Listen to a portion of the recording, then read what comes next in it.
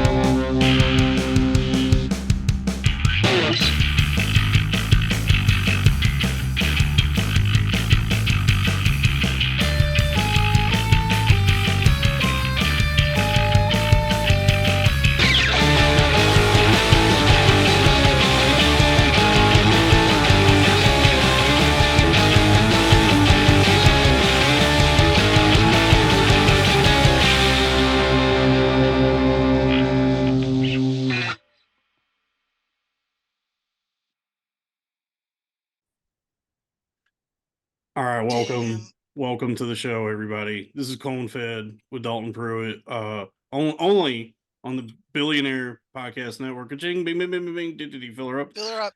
Fill her up. Fill her up, boys. It's apt now because of our guest today. But yeah, it's me, the first billionaire podcaster, the Daniel Plainview of podcasting, the Caucasian Copperhead, Dalton Pruitt. I had one for you the other day, man. I got one for you.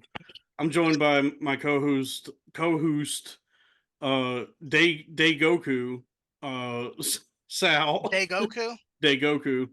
It's not bad. But this is that Italian Goku? Italian Goku, Day Goku. Okay. And this is a special episode. This is what a reunion. Go up. Do what? Gohan. Go what? Yeah, Day Goku worked. I thought about it 15 minutes ago. But this is a reunion of sorts, and I'm somber about this one, but I'm excited. We got my good friend Zac Amico is here, everybody. Pleasure to be here, my friend. Yes, thank you.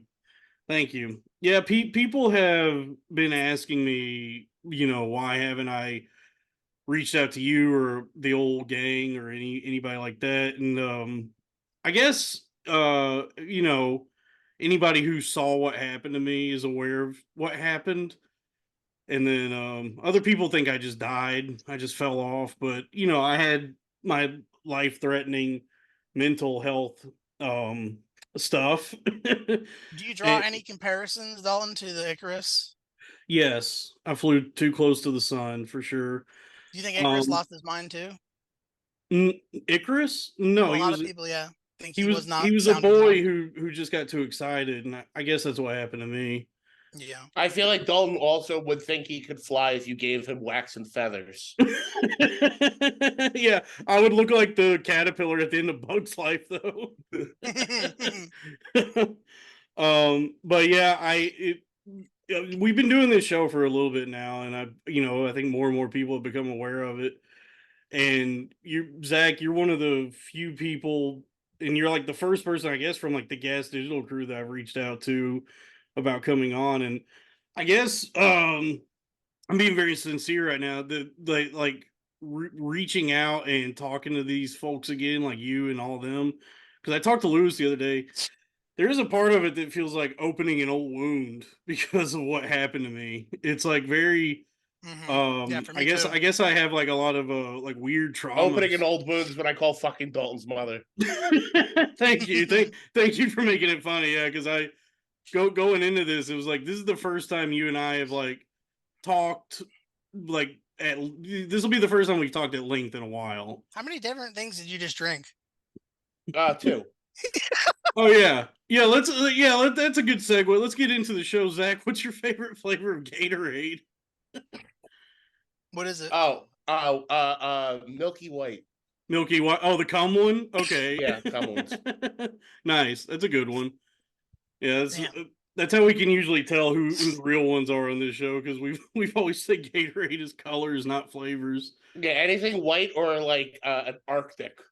Yes, I'm a Arctic big fan. Blitz is really good. Yeah.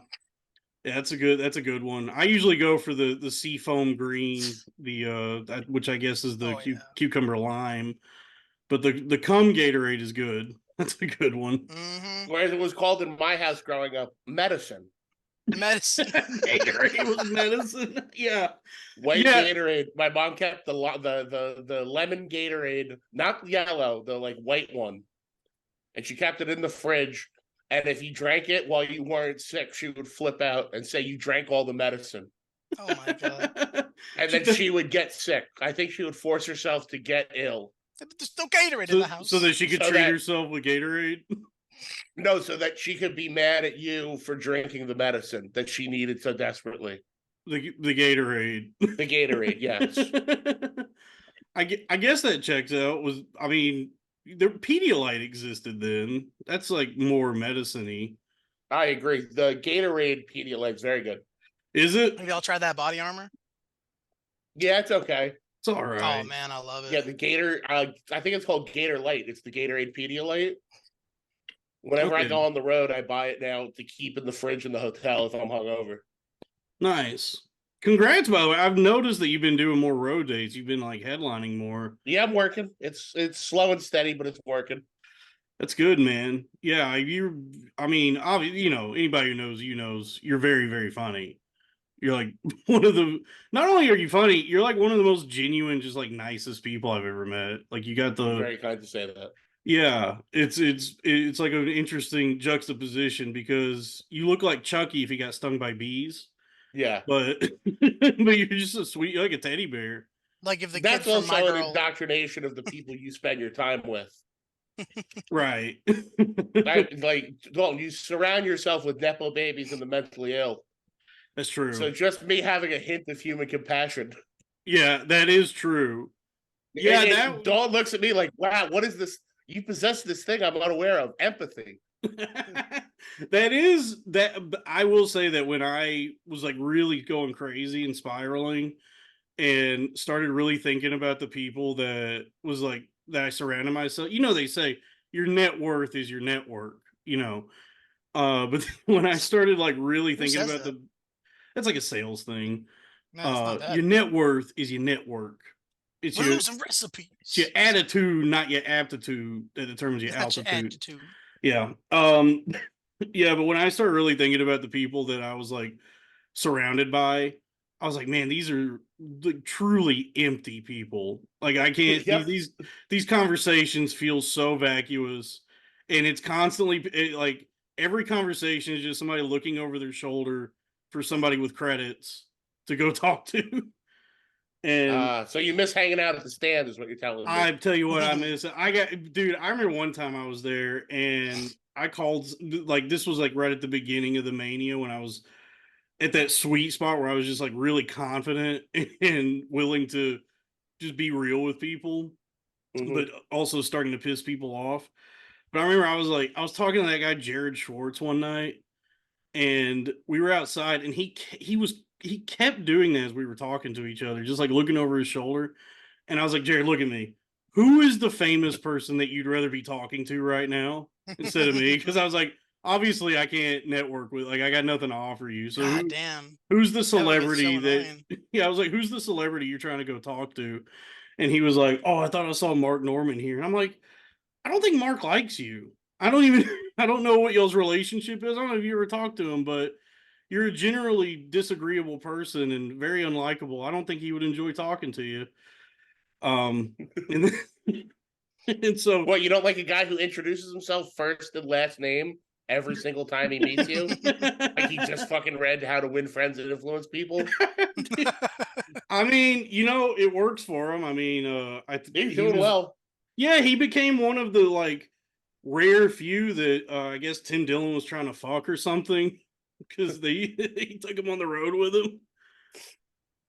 That's hey, listen. I've heard of some comics that are on the DL that like big fat guys, and I you know, given in the right time of my career, I definitely would have been a road dog.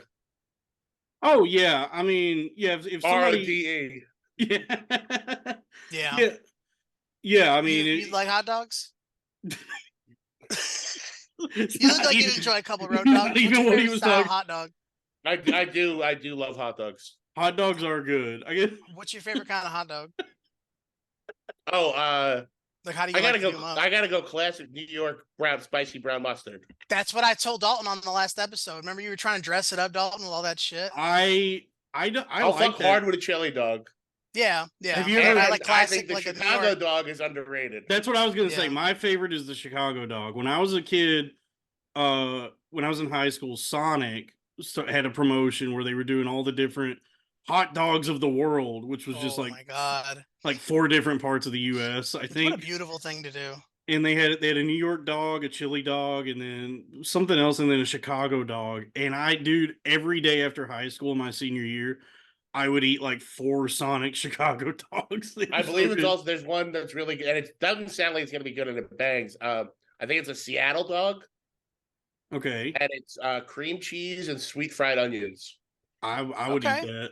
I'm down. It fucks hard, yeah. We still haven't made Sal, remember Fago dogs? I was gonna say we're gonna make Fago dogs. Dude, Boiled hot dogs with Fago. we had a friend of mine on a juggalo. Yeah, whoop whoop. Sal's got it, or I'm a Zach's got juggalo the now. hatchet man pinned it. So I have to say it. Zach is iced the fuck out in juggalo gear.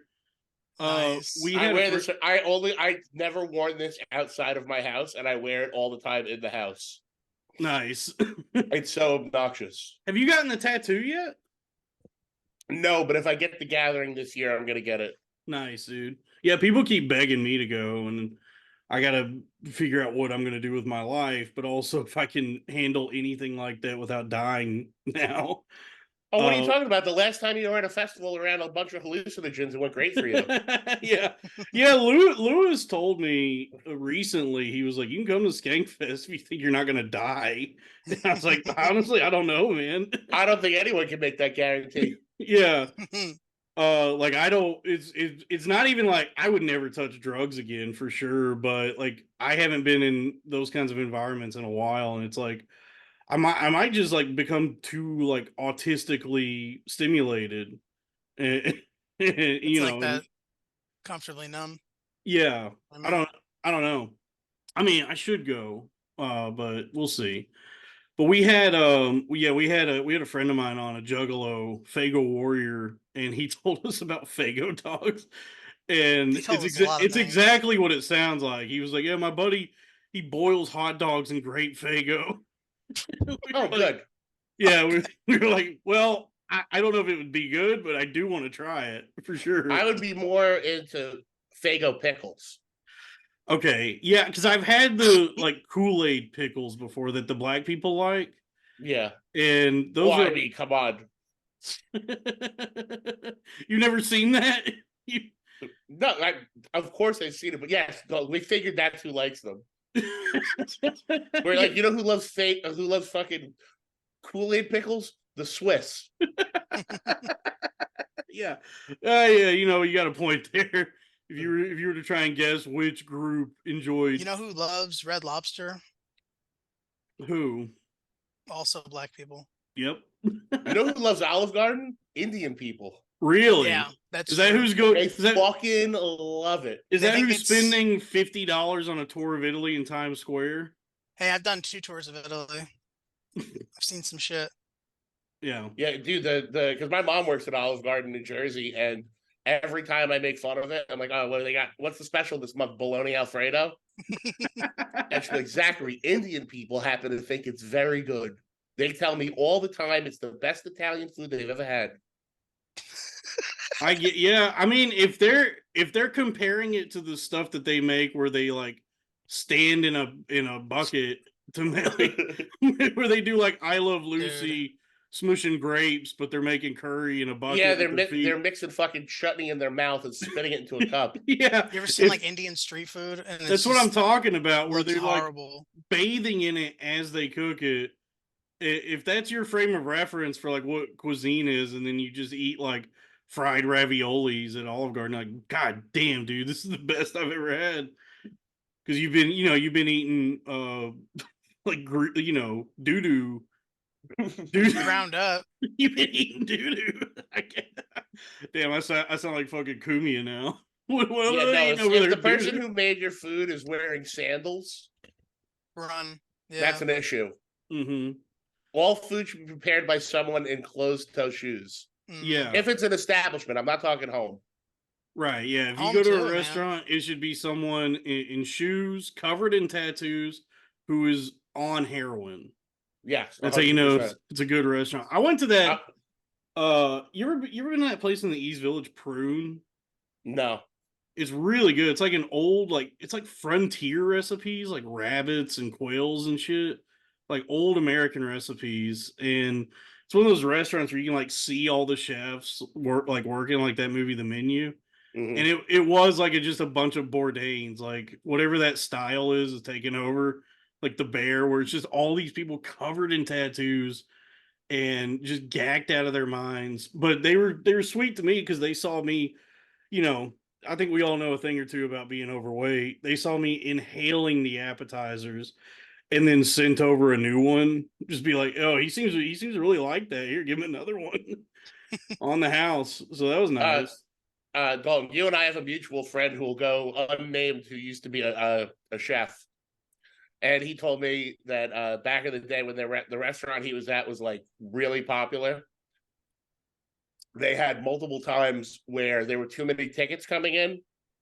So all of the line cooks, chefs, everybody went on strike temporarily until the owner would order blow for everybody in the kitchen.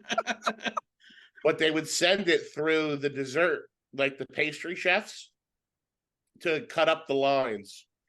So all the dessert guys, because they had like the best knife skills, would make these beautiful, elaborate designs of Coke. And then everybody would go through in a line and do it. And that was the only way they would get back to work. Nice. Man.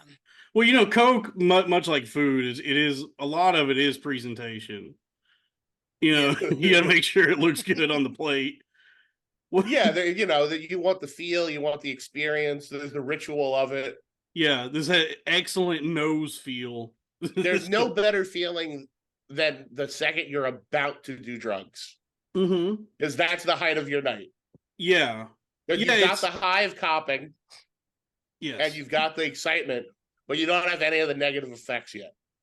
Yes. Yeah, anything you've been doing long enough that's sort of like a monkey's paw pleasure, like when a black lady jerks you off. Oh man, what am I gonna do with my other 4 wishes? But yeah, anything you do that's luckily they can also use their feet.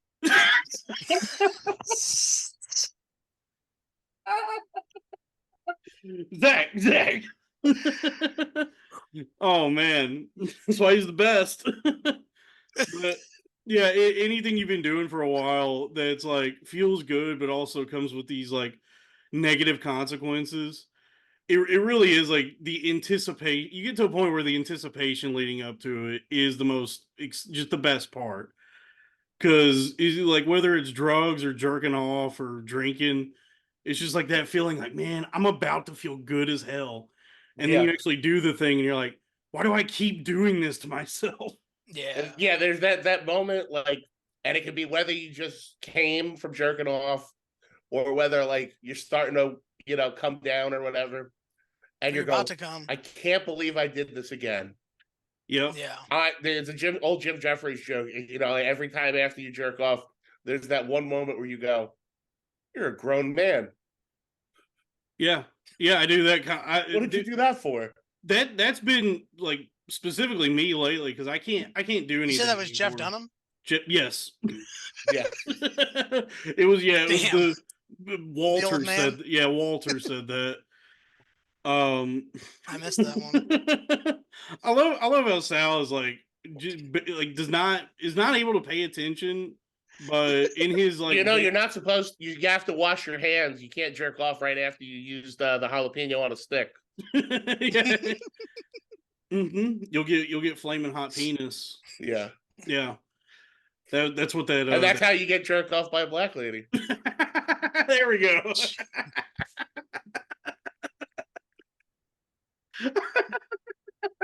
Oh man. Yeah. It's a good thing we're outside of Black History Month. Yeah, but it's Women's History Month. But All black right. women, fortunately, are only 3/5 of a woman. Anyway. I disagree with that, but I'll let it slide. I'll allow it. The ones I've been with have been a whole lot of women. Yeah, actually, yeah, Probably more than a regular woman. that's true. More woman than one might be able to One in handle. 3/5, I'd say. Yes, bitch I so heard big black you got to chick is do. easily is one in 3/5 of a woman. Man, this bitch so big she got me doing algebra. Guys, I'd like you to meet my new girlfriend, 6/5. Yeah. Oh man. But Their that's sister, algebra. yeah, this is my sister Algebra Washington. It's me trigonometry. Yeah, You got to be careful with that one. that's true. Yeah. You don't want to trip up on that name. Yeah, you don't want to trip up on that. Yeah, or else it's a completely different kind of math. Yeah. Yeah, it's the kind of That's the math you do to get to 3/5. That's where you solve for 3/5. Mhm. Trigonometry. Well, the other one, the one. Yeah, the other one. Oh man. Come on, find a sturdy trigonometry. Mhm. God damn, dude. Yeah, I gotta get back at it, man. I miss being funny. My mind has come back to me. It's Your about mind is older. it's about 80% loaded right now. If I'm playing a video game, the loading screen is at about 80. It was rough coming back from the void. What was I saying? Oh yeah, jerking off, whacking off. Because Dalton, you gotta watch Ricky Stenicki, dude. I will. Because it's jam packed with jacking off jokes. Yeah, Zach Excellent. gave it a glowing recommendation. It was a good one. Yeah, I like John Cena. He's comedically, I was really impressed. He's he's a Renaissance man. Like he's Like- way funnier than any of the other WWE guys. That have It's come like out it's of like him. He's like comedically. He's got like great comedic chops. Like the transition from wrestling to acting. that. He's Yeah. proven himself as a great comedic actor. He's as good of a comic actor as Batista is a dramatic actor. That's what I was gonna like. Batista saying a lot. weirdly is I would Great. say it's not outside Yeah, the he's realm of great. possibility that Batista might get an Oscar nomination within the next like 5 years.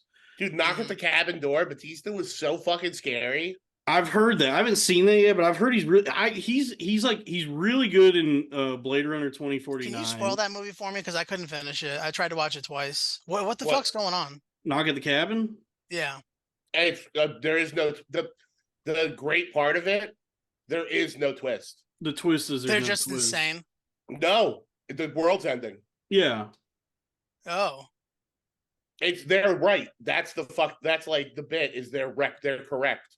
Yeah. Jesus. All right, I'll check it out again. I'll tell you, I loved it. that's Shyamalan's a genius for doing that, just subverting expectations. Shyamalan. Okay, The had twist. Old ended 10 minutes before it ended, it would have been a good movie. Yeah, because what was old was like it was like a pharmaceutical company or something. Yeah, I didn't need to know the thing. Like, I don't need an explanation for everything.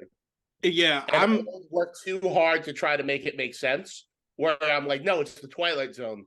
I've accepted the fact that this is the reality. That's why I'm sitting here watching this. yeah, I'm with you on that. I love it when a movie like does not try to explain anything. Like just let me toy with it in my head and just have fun with it. Like one of my favorites is a Cube. Remember Cube? Yeah. Dude, that's like and then like the sequels do it a disservice because they try to like expand on it and explain what's going on. And I think the first movie is like a perfect like psychological thriller horror movie where it's like they give you like almost nothing about what's going on, and it's just a Cube? fun. You ever seen Cube, Sal? Mm-mm. Cube is good. Yeah, very good. Cube good? I would so basically Cube and Cube 2, somebody saw those and went, I know what we're gonna do instead of zombies for Resident Evil. Oh yeah, that's right. Yes, the first Resident Evil. All right, I'm It's gonna look just this up. Cube and Cube 2. Yeah, the first Resident Evil borrows a lot from Cube, and then they keep throughout the franchise keep returning to that one trap where they're like, "This is the best." Honestly, this is the only good thing about this franchise is these lasers that we got, the grid lasers. Oh yeah, the Resident Evil, they went hard on the lasers. They actually made you afraid of lasers. Yeah, I was like, fuck zombies. I'm afraid of lasers. I was the laser room is. I was scared of the laser room. Yeah, they did a good job with the lasers. I gotta say that. Everything else was kind of shitty, but Yeah, they got the lasers. yeah. It's crazy that that guy's married. The director is married to Mila Jovovich, and I guess that's why she All right. kept agreeing to do those dog shit movies. I'm watching the trailer for Cube. Yeah. It's very, very fun. I really like it. Dalton, did you like the platform? I haven't watched that yet. I know what Yeah. it's like Cube-ish. It kind of And- went on for a while, but I It's my liked it favorite. overall. It's my favorite recent horror movie that then was turned into a great cooking show. Really? Yeah, Next Level Chef is just the platform Oh my gosh, as that's a such good game point. show. Yeah, I've been meaning to watch it. I'm trying to think. What's the Is that last? Ben Affleck No, not in Cube. in Cube? No. No, Sal, Sal, watch this later. We're in the middle of a podcast. All right, I've started watching it. All right. You watch the movies online. I think it's on Tubi or something. It's good. I I'll check brought it it up because I agree with Zach that I think like, you know, people now are so used to being like spoon fed everything, and nobody can really pay. Most movies just exist as something to have on while you scroll on your phone. But I do love it when a movie like when there's like some mystique, something shrouded in mystery that's not necessarily explained to me all that much. It's fun. The power of suggestion. I'm trying to remember like what's. Like a movie with subtitles or something. Yep, that's. Yeah, sure. You know, that makes you fucking watch it. Yeah, that's not really what I'm describing, but I guess a movie that's not in English. Yeah. Speaking of, oh wait, what was I do have to. You ever seen E2 Mama Tambien? No. All right, what were you Hold gonna on, say? I was gonna finish the thought I had. Anyway, but what I was saying earlier, I've just been jacking off a lot because I can't do drugs anymore. My doctor told me I can't, but I derive really no pleasure from it to the point where now to up the ante to sweeten the pot, I've started like recording my busts and just like sending them to willing participants just to make it more exciting to be like, can you like give me some feedback on this? I haven't gotten anything. Not you, just like different women I know who are like OnlyFans girls, and just I don't know, just to feel something. Uh-oh. Yeah, so that's been fun. I can see that. I can see that being enjoyable. It is nice. Like when you message, almost like the anticipation of doing drugs or jerking off, the feeling of sending that message where it's like, can I send you a video of my penis ejaculating semen? It's like typing that in. I'm like, man, I'm sweating right now. I'm excited. And then getting the okay, getting like, yeah, sure, I'll take a look at it. It feels nice. So I'm waiting for some feedback on those. Speaking of not jerking off, but movies, Zach, I have been curious. Did you have anything to do with this new Toxic Avenger? Were you involved in any way? Not in any way, shape, or form, other than fielding hundreds of emails explaining that I was not working on it and I could not get people a job on it. Okay, cool. I was curious, yeah, because I saw that I really like that director, Macon Blair. Did you see Blue Ruin? Yeah, he's very, very good. He's awesome, and he had my favorite. I usually hate this shit. Those like letterbox, like what's your 4 favorite movies? he had like the best answer because he named off like the very first Frankenstein and like Carnival of Goodfellas, Souls. No, not Goodfellas. It was Godfather 1 and 2, like and really Casino. old. It was like really old horror movies, and then like the last movie he named off was like I think it was Angel Heart. Remember Angel Heart with Mickey Rourke and Robert? Yeah, De yeah, Niro? yeah. I was like, yo, this dude rocks.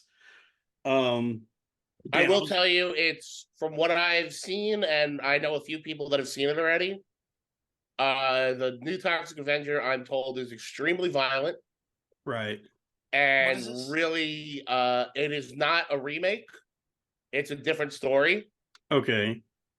but the people in it are great. I heard Kevin Bacon just chews up fucking scenery in it, and Elijah Wood is like a Danny DeVito as the Penguin level fun bad guy. Yeah, I saw the pictures. That was like exactly what he looks like. He looks fucked up. That's Yeah, awesome. and he Yeah. produced it. Okay. Yeah. Yeah. Because he's like a big time horror nerd. Like Yeah, yeah. yeah, I saw some horror movie he did recently that was like I think it was like in Australia or something. I can't remember. It was like called like Come to Daddy. Yeah, Come to Daddy. Nice. Yeah. Yeah. He loves horror. He did that Maniac, that like first person Hmm. remake of Maniac, which I really enjoyed. That was like Yeah, it such was a very good. fun experiment. I've only seen like two movies try that. It was like that one and that movie Hardcore Henry, Hmm. where it's just all like first person I gotta watch shooter. fucking more movies. Yeah. I haven't been keeping abreast of movies lately, but I do I used to have watch a lot of movies and then I just stopped. yeah. Yeah, I have trouble enjoying things now as I get fatter and I don't know, my mental faculties aren't all there yet. Zach, what have you been doing lately? What do you enjoy these days? I just finished House of Villains on Peacock, which was Okay. excellent. It's a reality show with all the bad guys from other reality shows competing for money. Okay. Uh, Nice. exactly my kind of horseshit. Uh, just got the new wrestling game. Very happy about that. Cool. And what else has been really tickling my pickle? House of Peacock, it's called. No, House of Villains. Oh Man. shit! It's like, I was about to write it down. House of Peacock. Yeah, Jesus House of Christ. Villains. And yeah, I just saw Ricky Stenicki. That was really good. And Nice. what have I seen recently that was like a banger? Oh, I watched a movie from the mid 2000s on Spook Show called Header. That was so fucking weird. It like took me a processing time. Really? Called Header? Anybody noteworthy in it? No, absolutely not. It's a two families in the South that have been feuding for like generations, and the way they get revenge on each other is they'll kill another member of the opposing family, take a circle saw, cut out the top of their skull, and then fuck their brain, come in it, and then leave it on the front lawn of the other family. Fuck up Nice. their knowledge. So that's like giving someone a Hey, header. Zach, Yeah. have you seen Bone Okay. Tomahawk? Bone Tomahawk is tremendous. Bone What did you Tomahawk's think about good. all that? Oh, it Dalton, was so good. You know I what I'm love that talking about? movie. I love Oh that my movie. God. Yeah, And that's and it that. took forever to get violent. It's a slow burn. Yeah, It was like slow burn. leading up to that scene, like leading up to that, it's almost like a very like quiet, idyllic movie. Like there's Yeah, not. it's a western. Yeah, it's like an old school western, like a heroic western, and then it just like that scene is like, whoa, whoa, whoa! I did not It must see this have. coming. Yeah. Yeah, he really like pulled the rug out from under you on that in a good His way, his Vince Vaughn movie is excellent too. Dude. Brawl in Cell Block 99. Is that really Dude. good? It's Yeah, it dude, is awesome. I showed it to my dad once, and by like at the end of the movie, he looked at me and said, "Why can't every movie be this?" Yeah, dude, how did you feel as a son? I being felt able to great because I show your love dad a that good-ass that movie? director is like very divisive because he's sort of like right wing or something. But I have not seen a bad movie from him. Like Dude. Brawl in Cell Block 99, Dragged Across Concrete, Bone There's no Tomahawk. worse feeling though than showing And he your dad a also shitty wrote movie. the new Puppet Master. Oh, really? Which one is that? The Littlest Reich. Okay, the one where the puppets are Nazis. I mean, they're not. There's Nazi elements in all of them. Right, but in the original, wasn't it that the puppets were possessed by Jews or something? Well, it was their maker was killed by the Nazis. Right. So the maker was killed by the Nazis. So the puppets are like kind of sympathetic in the original. More or less. And then as the series progresses, they're more and more like anti-heroes. Right. But in the Littlest Reich, it's Thomas Lennon. Yeah, I've seen this movie. I do. And I remember they watching go it. to a convention celebrating like people that collect the puppets, and the real ones get shipped there and start killing people. Okay.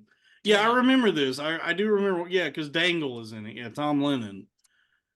And then I guess that was before the culture wars really kicked off. Because that well, I don't know. People still work with that guy. Like he's just really I don't think good. it was well known that he wrote that.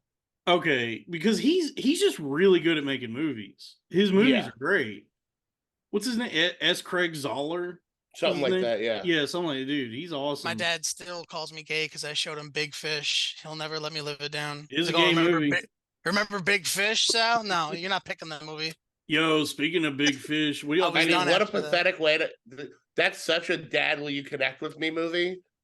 That He's like, oh, that is so awful. I really hope my dad says I love you after we watch this movie. Yeah. Yo, this day. What's this queer shit you showed me? My favorite one time, my aunt and uncle, this is a real speech I got within like 5 years.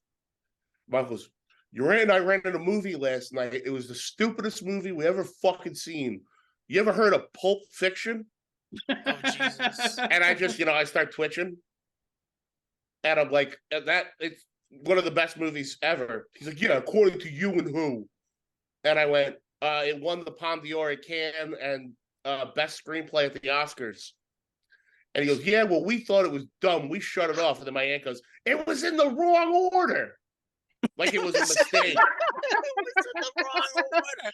Like they messed up at the movie store. Like they fucked up the reels and put it in the wrong. She goes, it was in the wrong order. How are you supposed to know what the fuck's happening? It's kind of charming. I got relatives like that who are just can't conceive of anything that's non-linear or even somewhat avant-garde. That's my same aunt who recently asked me, what's it like to go to a concert? Oh yeah. Yeah, I definitely, there's tons of people in my family that are like that. They've just never done anything. My aunt goes, she goes, what's it like going to concerts? I went, oh, well, it's fun. She goes, how many concerts do you think I've been to? I was like, a few hundred probably. And she goes, I saw Bananarama in 1984 and I haven't gone since. I didn't have a good time. Yeah. My dad is like that. He's like, I've only been to 2 concerts.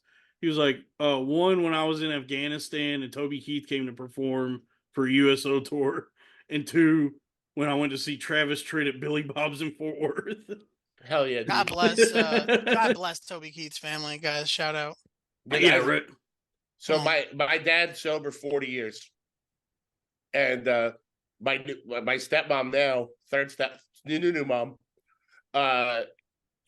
had him get season passes to NJ Pack. It was a big concert venue. So they just go to shit for the lawn seats, like shit they don't even know about. So my dad will be like, yeah, we saw Bill Burry. It was great. We saw Kevin Hart. It was interesting. And, it was interesting. He goes, but he tries to connect it. Like I remember one time he's like, Zach, I saw this group. You're going to love them. Real heavy. Trans-Siberian Orchestra. Right up your alley. And I do like Christmas. Yeah, he called me a few months ago. He's like, Zach, Chris and I went to go see this band. We get there, and we had to leave. Everybody's smoking dope. They're just blowing smoke everywhere. You can smell it from the parking lot. I mean, the band did one song. I turned to Chris and said, I got to get the fuck out of here. You heard of this group, the Dave Matthews Band?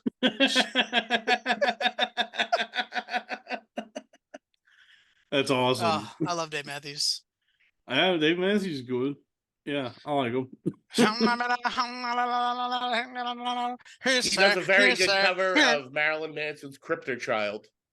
Dave Matthews did a Marilyn Manson. Dude, how, Really? speaking of, how sad is that Marilyn Manson's been relegated to opening for Five Finger Death Punch? It makes my skin crawl. Yeah, it's. I mean, I think if it was the original band, they would headline. But seeing Manson with a bunch of studio musicians painted to look like Marilyn Manson band members is kind of weird. Yeah, it's rough. And he's just an old fat Jew now. He Yeah, looks he's like just an old fat lady. He looks like he looks like an old lady from Florida. Out there looking Yeah. like Paula Abdul. Well, he's out there looking like Paula Poundstone. Yeah, that makes me. I don't know. Paula Abdul's still banging. Paula Poundstone's more like it. Yeah. Yeah. He just has lost it. I mean, and there's very few rock stars who can like hold on to that anything into their 50s, and it's usually a good idea to just walk away with some sense of grace instead of opening for Five Finger Death Punch. I will say, like, has never lost their integrity. Rammstein, yeah, Still they killing still, it. yeah. I Still saw a huge arena act. Yeah, that's true. And I gotta go. It's a lame answer. Foo Fighters, really killing it, dude. interesting.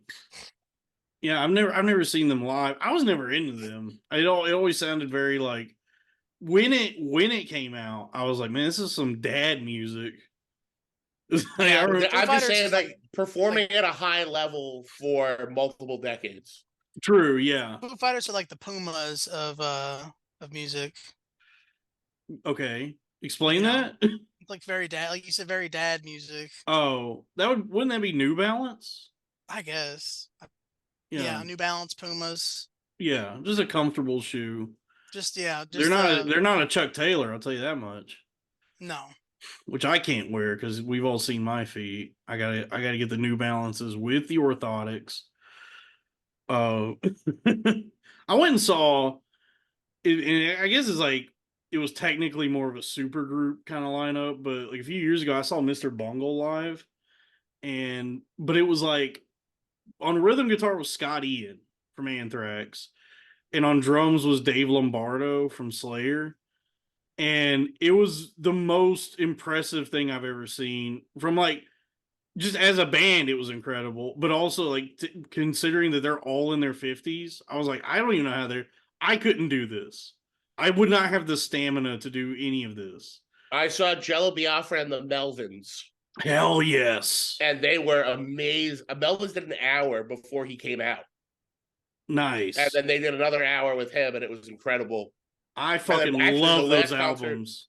The last concert I saw, and this might not be everyone's genre, but goddamn, they were good. Devo puts on some fucking show, dude. I've heard that, yeah. And they were old. It was the singer's like 70th birthday or something. Devo? Like, yeah, Devo's old, yeah. But they're Mark like, I want to say it was his 70th birthday, and they played a long set. Like that's Whip awesome. Yes. Yeah, Devo, Whip It, yeah. Huh. They had a lot of hits. They're kind of mistakenly categorized as a one-hit wonder, but they had a big string of hits. They had a lot of hits, and their albums, like their full albums, are really good. Yeah, like they're actually, and then so they were one of the reasons they were really big. They had been making music videos before MTV. Mm-hmm. So when MTV came out, they had so little material. Like they were playing the same videos on the hour, basically. And then Devo had like 12 videos already done that they had released on their own. Yeah. So they just had all this content. So MTV picked them up and they wound up having a ton of hits in a row. Yeah. What an incredible, I don't even know if it's foresight or just like to do music videos before they exist. Well, you know how Devo got together, right? I don't know. They were all at Kent State for the Kent State shooting. Really? They were all at Kent State. Okay, when the and National formed Guard. like an anarcho art band as a response to like the violence. Okay, I didn't know that. But they would pull, dude. Because I interviewed Trell Cassell like a year or two ago, and I asked him some like fan questions. Dude, they were motherfuckers. So Devo, when they got big, because they were always making fun of music, Right. like the '80s thing. They were doing it in a funny way. They were making fun of like the way bands are presented. So they would do these big festivals at like arenas and would open for themselves in disguise That's to awesome. show the people that they didn't know the songs they were about to hear. So they were Dove, the band about love, and they would come out in like lounge suits and like casino visors and play elevator music versions of their own songs and get booed off the stage and then go back, put on the jumpsuits and come back out, and no one knew it was them. That's And people awesome. would be like, yeah, finally, Devo, but they had just booed Devo off the stage. That's That's incredible. crazy. That's great. It's like on a meta performance art level. That's incredible. I love that. There's a recording of them before they were big, and they were doing Jocko Homo, which is the Are We Not Men, We Are Devo. They were opening for a Sun Ra cover band, and they decided that they didn't like the audience. So they made that chorus, we not men, we are Devo. They did it for a half an hour. That rules. Jeez. And the end of the bootleg recording is the audience unplugging them and beating the shit out of them. What the fuck? That's awesome. It's the audience storming the stage and unplugging all their instruments and beating them up. Yeah. And they don't look like a band that could really take a beating. No, they were young artists. Yeah. That's cool though. That's like more punk rock than what a lot of people that brand themselves as punk rock do, which is just have rich parents. Yeah, no, they were psychopaths. They went out of their way to do really and then like Neil Young was super into them. So like he put them in his movie, and then David Bowie and Brian Eno produced the first album. Like they come from like the highest recommended people in music. That's awesome. And then, I guess Weird Al upstaged them with Dare to Be Stupid. That is a Mark Mothersbaugh quote. I hate that song because he did a Devo song better than any of our songs. It's an incredible song. Like a lot of people I talk to don't know about the pastiches. A lot of people's awareness of Weird Al is just the parodies. It's like there's a whole other world of Weird Al you don't even know about. So I've seen Weird Al, as far as big acts, Weird Al's the band I've seen the most. Nice. 3 different times I've seen him do what he called the Vanity Tour. No parodies. Whoa. So it was him and the band on stools, and they only did the B-sides. That's cool. And they did 2 nights at the Apollo and didn't repeat a fucking song. They did 2 completely different set lists the 2 nights in a row I saw them. And then at the end of each show, and it was like a 100-city tour, they did a different cover for an encore, recorded them all, and put it out for free as a Spotify playlist.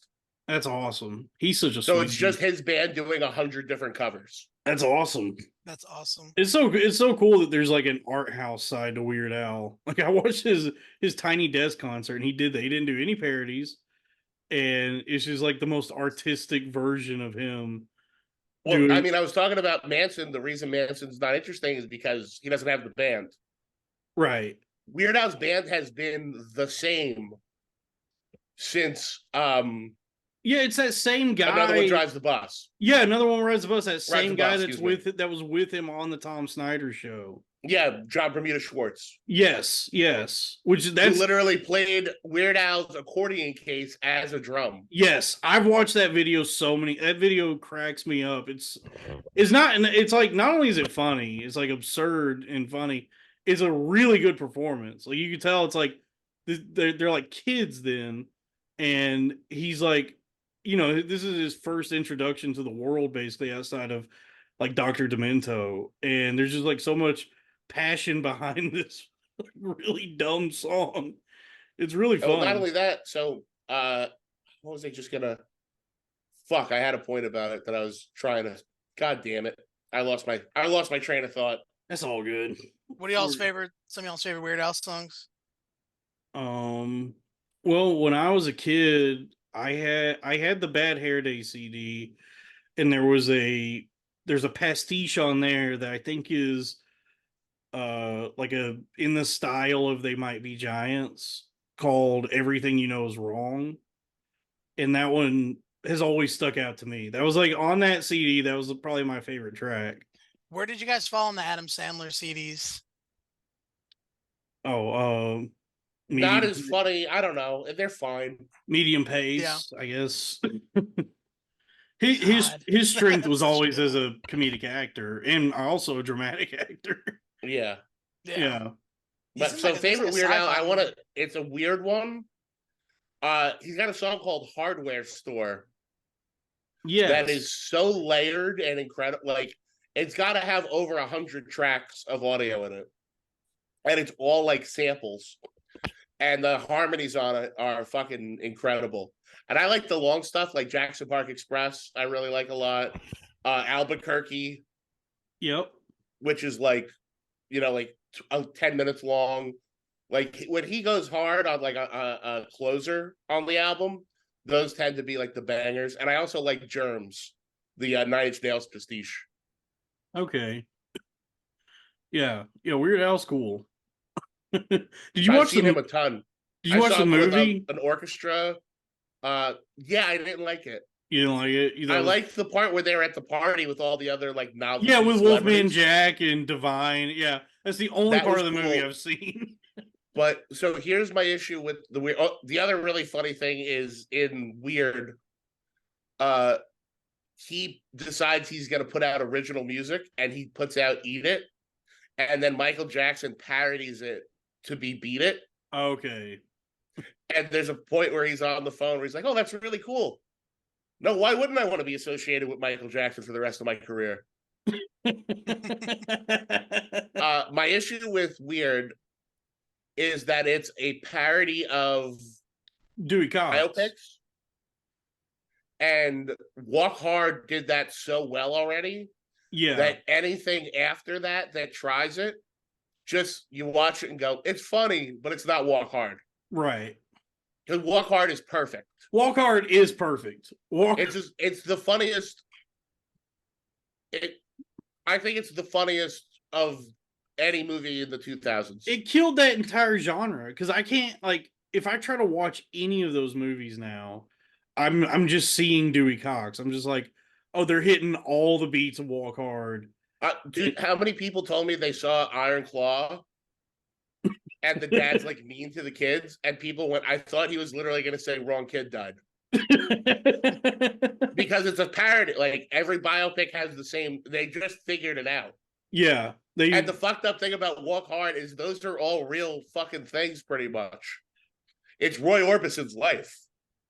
Yeah, it's like it's like a little bit of Johnny Cash, a little bit of Roy Orbison. There's some Beach Boys in there. Yeah. Yeah. Yeah, and then he does like the Love the Dennis Beach Wilson, Boys. like Yeah, when he's like, I need more didgeridoos. yeah. Yeah, I love that movie so much. I think it's the closest to a modern perfect comedy. Yeah, I would. Yeah, like that and Tropic Thunder, and I would put Grandma's Boy on the list too. you put Grandma's Boy. Love I Grandma's love Boy. Grandma's Boy. Grandma's Boy is good. It's really funny, dude. Grandma's Boy is funny. Tropic Thunder is like probably my favorite though from that time period. Yeah, Tropic Thunder is good. And then Got to be one of the greatest of all time. I told you, Sal. I've said that at least in the last decade, the funniest movie that's come out was The Nice Guys with that was funny too. Russell Crowe and Ryan Gosling. Very funny movie. That's a very funny movie. And then I guess I need to go watch Ricky Stenicki. You gotta watch Ricky Stenicki, bro. God. But speaking of Best part about Nice Guys is Russell Crowe would like call him out on everything. Like like he fell down the hill and then they found another clue and he's like, wait, did you fall down this hill? Like they Oh would just yeah, stop yeah, it. yeah. He would like, wait, did you fall like down this hill? Like Yeah, we haven't even acknowledged that we are recording right now. This is like right now is Hollywood's biggest night. yeah, We're missing the awards. the Tonys, right? Mm-hmm. Yeah, I haven't seen most of those I don't think movies. I've seen one Best Picture. I saw Barbie. I watched Yeah, a half it hour of was okay. Barbie. I watched like a half hour of that movie, and I was like, I am out. This is some Joss Whedon ass Reddit humor. This is like it was so soy to me.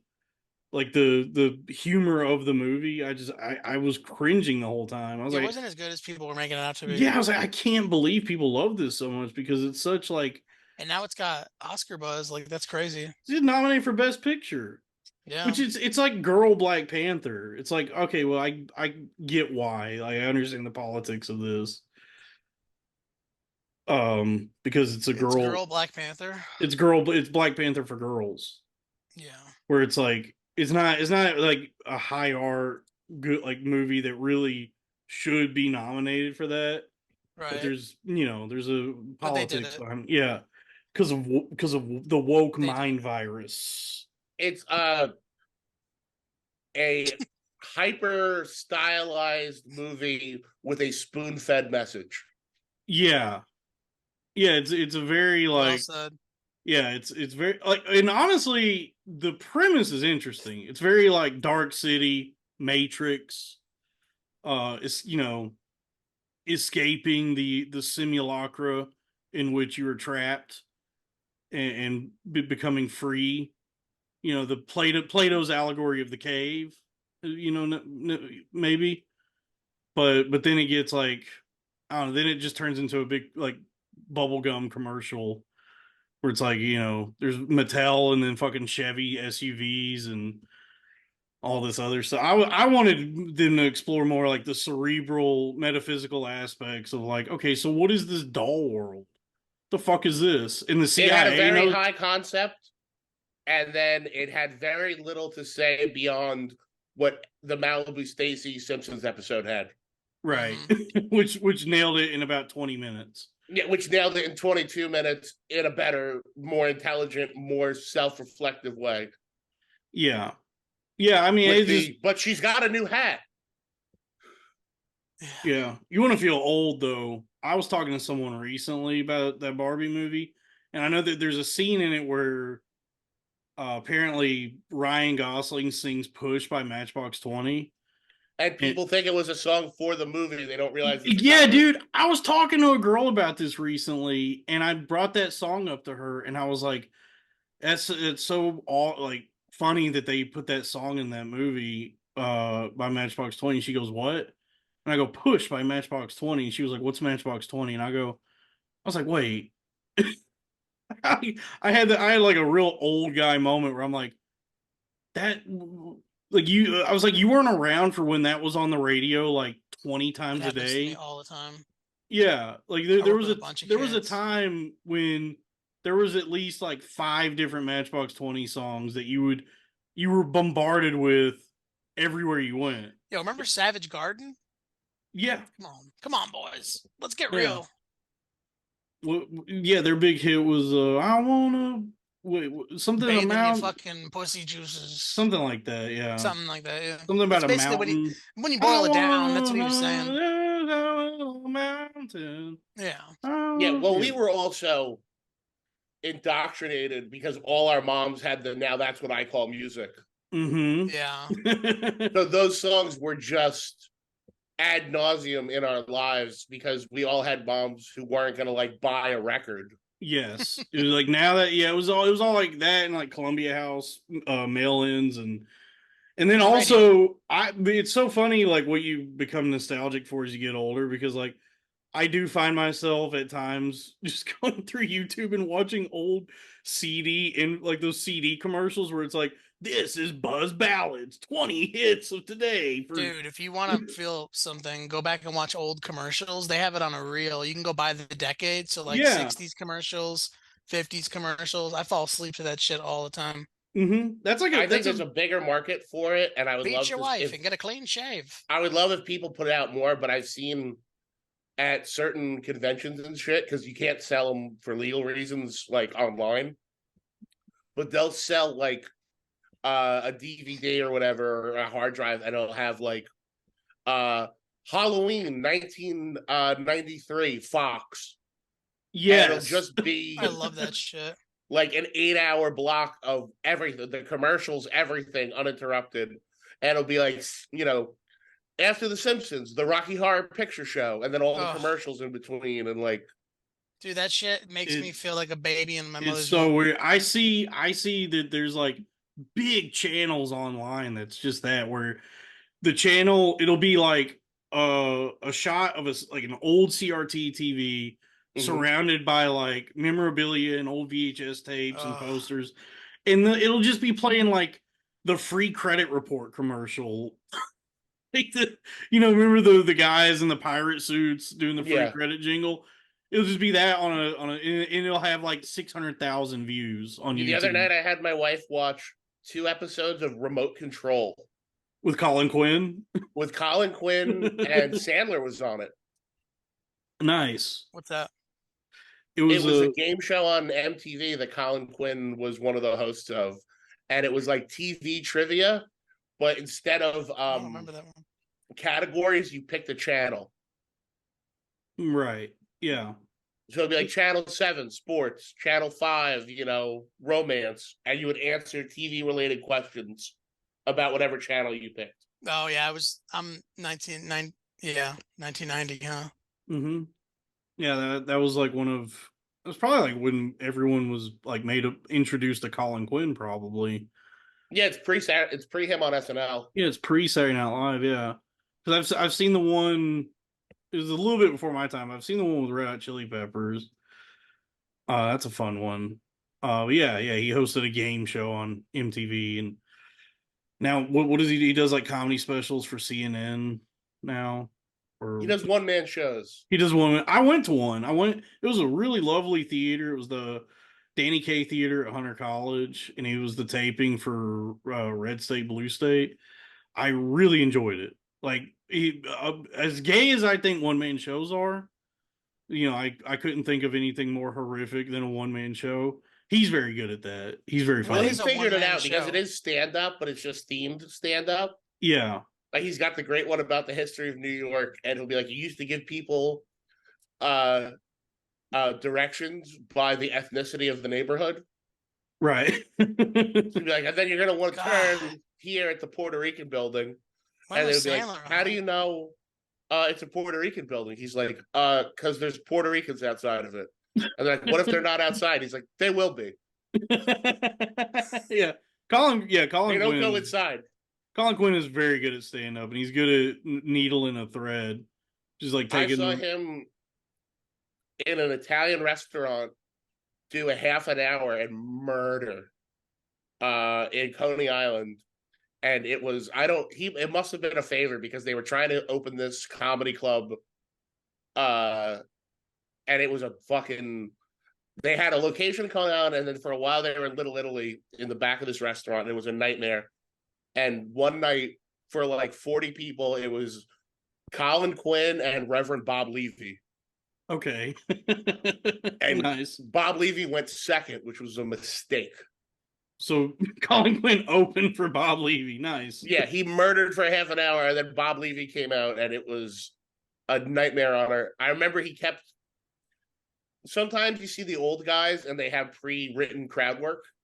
Yes. But then they panic if they don't see someone that. So crowd work, for the most part, the thing that they have ready. So he had a bunch of Irish jokes, and I had a green shirt on. So he kept calling me the Irish guy. And I went, I'm Italian. He's like, nah, you're Irish. And then he would do a joke and he goes, and the Irish guy's, and I'm like, not drinking at all at the time. And he's like, and the Irish guy's so drunk he doesn't know where he is. I saw Angel Salazar. I opened for Angel Salazar. For you don't know who that is, he was Chi-Chi in Scarface. And he's an old Spanish guy. Yes, yes. I've seen him do And stand up. Yeah. I opened for him in a hotel in Jersey. And it was so sad because he had all these callbacks that were supposed to be like black jokes, but there were no black people there. So he just picked the guy in the crowd and went, "You're my black guy." Cool. And the guy was like, "Okay." And he would do a joke and be like, "Then the black guy says that," or but the black guy's thinking this. And his closer, dude, was him lip syncing to like 40 songs in a row. And he had a big box of costume changes. But it was so out of date that he had to explain who some of the people were. So, like, it's just this little old man shuffling over to a box and he puts on like a wig. And then he would go, "He's Boy George." And then take the wig off and like do another thing. He's Bruce Springsteen. And then by the end of it, he's just in tidy whities and nothing else. And then the music cuts and he has to slowly put his clothes back on to silence. Nice. Dude, I love bad stand-up. Yeah. It's fun. Oh, I was man. telling somebody this story the other day. My buddy tried stand-up for a while and it didn't really work out. And he's actually a very talented and very well paid animator now. And I went to go see him at the Grizzly Pear, and I watched him just eat it. He was doing like a bringer. I was like, "Just dude, come to my mic that I run. We'll get you. We'll figure you out, right? I'll put you up, and we're gonna figure this out." And his closer was Scooby-Doo singing "Creep" by Radiohead.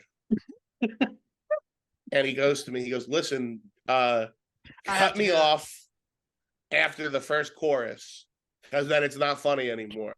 Oh my God. And I went, "Okay." And he does the first chorus. I'm glad you're doing the funny up. part. He does the song, does the chorus, and he goes, "All right, am I done?" And I go, "Stretch." I go, "What?" I went, "Keep going." I made him do the whole song. And there's people like waiting to go up and they're furious at him for running the light. And I'm in the back going, "No, keep going." That's so good, dude. Yeah, I love that. I love trolling an open mic audience. I did that at the Creek in the Cave once.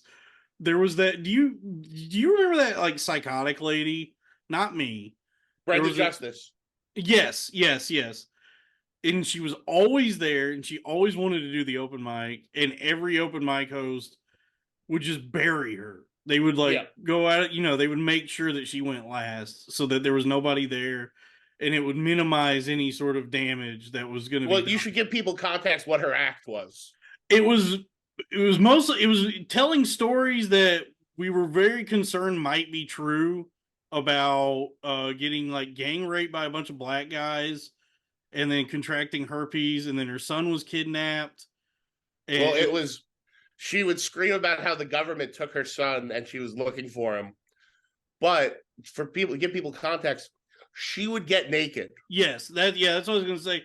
She would strip down, like get butt naked, to the point where Rebecca Trent had to enact a no nudity policy because of this. Rebecca had to be like, "All right, you can't show your tits in bush at the Creek in the Cave anymore."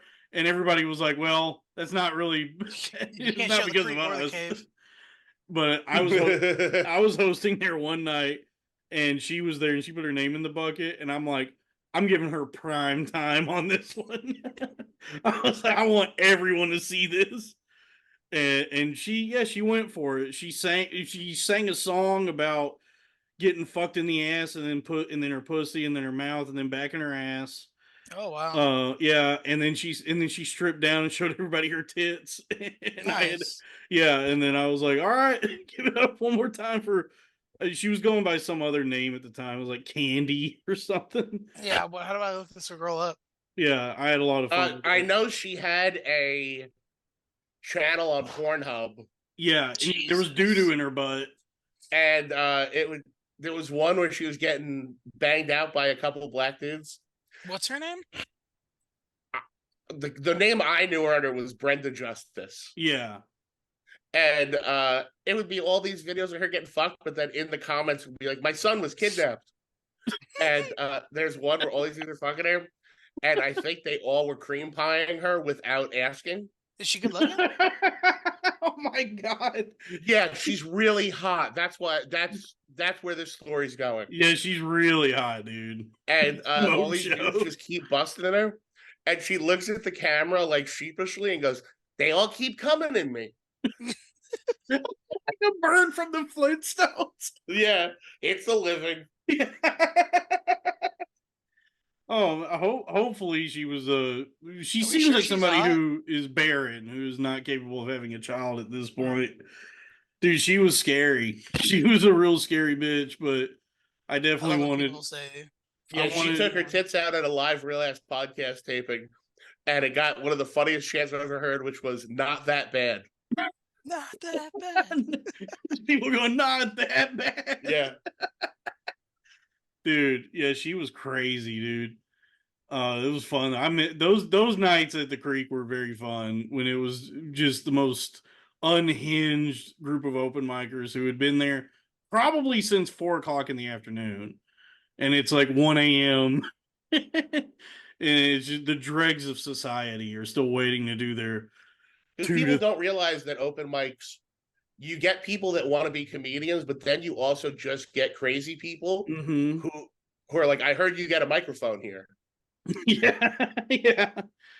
Which makes it worth it for me. That's what I enjoy watching. Like I don't give a fuck about watching a bunch of people do their online dating bits. I want to see somebody who like probably doesn't even know where they are.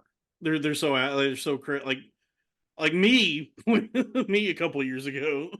I was that was perfect open mic time for me. I should have been at the open mics instead of screaming at people on the streets like I was. I should have been screaming at the grisly pair. Yeah, we But- really plucked you out of obscurity too early. Yeah, that's true. I needed. We stole your. We really took away some of your best years. Yeah, Like a child actor. People do ask me about that. They're like, somebody reached out to me recently and was like, "Did Gas Digital poison?" Like they were like, did these guys do this to you? And I go, "No, I did it to myself." It was everybody in that sphere was only ever very sweet, very kind to me, very supportive, and I just loved psychedelic drugs and was just irresponsible with it, with everything I was doing at that time. But I was plucked from obscurity and shown to a lot of people at a time when my mind was in a precarious place. Hey, you live and you learn. You live and learn, yeah. You build back, and I'm building a vast empire now. It's been like the reception's been nice. Like everybody was excited to see me like return to the internet, I suppose, and I've been able to build this channel up, and we'll see what happens. We'll all be reunited and just laugh about the last what 2-3 years of my life just completely Something like gone. that. Yeah, it's hard. It's to be sincere right now. I know you got to go here in a second, Zach, and I do want to like say that I've enjoyed this reunion, and it's very surreal for me to like be talking to you in this way again, because like I mean back in the day that like when we were doing a bunch of stuff together and it was like I was on the up and up and coming up, I always felt like a kinship with you, and I always enjoyed just like I was always like so stoked to just like hang out with you because we got along so well. And then what happened, but it feels good to have my mind back and to be able to have these kinds of conversations again. So No, thank after you. being hung up on consistently for about a few months in a row, where I would try calling you every day, Oh, when I was in the psych ward, yeah. and I tried to be your cousin. I tried all different shit. And Yeah. they would, no matter what time I called, they would say you were asleep and hung up on me. It was rough, dude, and it only got worse. Like, dude, it's so difficult to explain like how bad that was. Not even the worst of it for me. Like that was only the beginning, because like after I got out of that psych ward, was when the really dark times started, because then, this the psychotic stuff is over, and then I'm just like brain dead. I'm just like, oh, I can't, like, nothing works now. We had to show him how to walk again. Yeah, I Like mean, everything. honestly, that's How not to too eat. far off. Yeah, that was why I was just like, I was gone for so long. Like, people thought I died. Like, I just disappeared because I was like truly, I was just like drooling on myself, and I We had to couldn't. shave him, put him in Yeah, the I shower. couldn't. It was. And I've had doctors explain to me what exactly happened, and it's difficult to articulate to people. Like Lewis asked me about it recently because I wasn't able to. I was not answering calls, text messages. I was completely out of. I was in the void, and now I'm like, my mind is coming back to me, and Remember, like um, Brendan Fraser and Encino Man. yeah, yeah, That's it's like we that. found him essentially in that state. We had to like teach him like everything. We showed him Yeah, TV.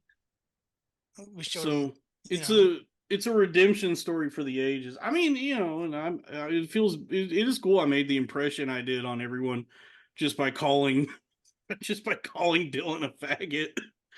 That's a better impression than Robbie's done in fucking entire career. Dude.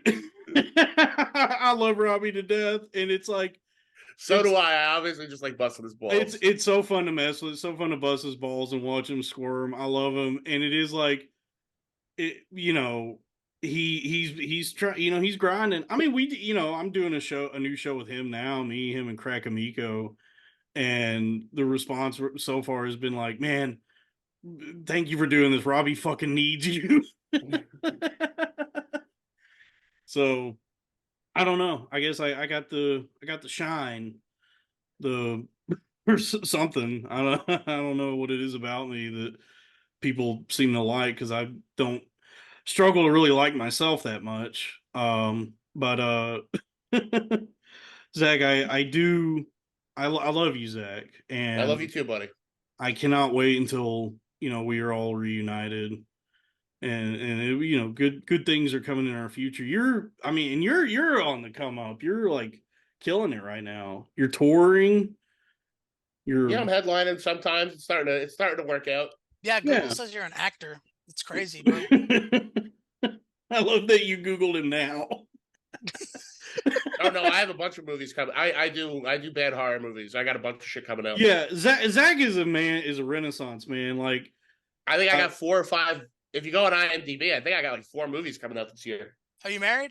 Yes, I am. yeah, You're a very good looking man. Yeah, thank you. I appreciate it. yeah. Yeah. Zach's a cutie pie. Handsome. But yeah, I mean, yeah, Zach is an artist. He does bad horror movies, broadcast extraordinaire. You're on how many shows are you doing now? Right now, just Real Ass Podcast and Spook Show, but I looks like I'm starting a new show with Chris Vega. Okay, Chris from Brooklyn, Chris Fay. Yeah, because I'm not doing Bye Guys anymore with Ian. So I'm going to take that time, and we did 2 pilots. We're still trying to figure out what it is. It might be a wrestling show. We're still kind of figuring it out. Okay. Nice. So what happened with Ian? His T cell count dropped too low? He got too busy with being his other show, and he was starting to be harder to pin down to record, and it got to be not fun. Right. It was, he was getting too busy, and like we kept having to change when we were going to record, and it just got too stressful. Right. Like Yeah. he's late to his own podcast that he records in his house. Like I've heard people that were like, "Yeah, we started an hour late," That's and dude. his commute was come downstairs. Dude. Yeah. Dude. I'm still waiting on the doctor to come in, so I mean, And Oh, yeah. I'm like such a fucking stickler for being on time for shit. Like it was just my anxiety. We're really good friends, and I didn't want the show to be the reason we wouldn't be. Yeah, yeah. I obviously there's no bad blood between you. Ian is a sweet dude. He's a very awesome dude and very talented comedian. And he was like, when I was going through my shit, he was one of the guys who was making every effort to keep me from dying. And so I'll never have anything bad to say about that guy. But yeah, people miss Bye Guys. They were sad to see it go, but you got new beginnings. You got this show with Chris coming up, maybe. And then Spook Show comes out when? Fridays at midnight. Friday. That's right. Fridays at midnight, with a pre-stream starting at 11:30, where I do like basically a curated half an hour of videos that are related to the movie we're gonna watch. So it'll be music videos, old commercials, sketches, weird shit I found on the internet. And then every Monday, Wednesday, Friday is the Real Ass Podcast on Gas Digital, with the Friday show now being for subscribers exclusively. So if you want to subscribe and get all the episodes, use the promo code ZAC, and you get a few bucks off a month, and that way they know you're there for me and I get paid. Mm-hmm. Promo gasdigital.com. Is it gasdigital.com? It's gasdigital.com, yeah. Gas Promo Digital, code ZAC, ZAC. Gasdigital.com. Promo code ZAC, ZAC. You know, we don't besmirch the Gas Digital Network on here. We make japes and jabs every now and then. Obviously jabs? Jabs, yeah. Well, the intro to this show just like tricks people into thinking it's a Gas Digital show at first. But it's a great network. Zach's on it. Midnight Spook Show, Real Ass Podcast. Promo code ZAC. Do you have a website, Zach? No, just follow me on Instagram at Zac is not funny. And usually I have my dates up there with links for my shows in the bio. Okay, perfect. Yeah, and I'm sure most people that tune into this or subscribe know about about these things, but we gotta do plugs. And so thank you. We went a little bit over an hour. I hope that's not too bad. That's fine, buddy. But I really appreciate you doing this, Zach. Once again, sincerely thank you. I can't wait to have you back. And obviously open invite. Zac Amico, friend of the show, friend of me. But yeah, thank you. I love you, man. Love you too, buddy. Be safe, guys. Enjoy your night. Thank you. Take care. All right. Later. And